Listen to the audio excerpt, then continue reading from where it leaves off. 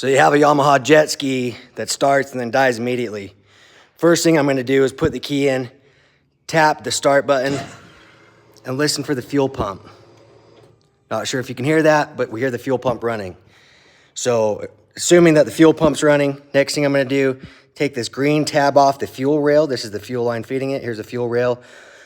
I'm gonna pull that up. It's under pressure, so don't spray yourself in the eyes with fuel. I'm gonna take the fuel line off, stick it in a clear, clean glass that's, you know, like a plastic water bottle that's dry, clean, and then I'm gonna stick it in there, hit the start button again, and allow the fuel pump to put some fuel in that bottle. Then I'm gonna let that fuel settle for a second and see if there's water in there or if I got bad gas. A lot of people that take their skis down to Lake Powell, there's fuel tanks on the back of the boat, or they're using gas cans that end up getting water in there. And so that's what ends up happening. Otherwise, check your fuses. A lot of times it's under here.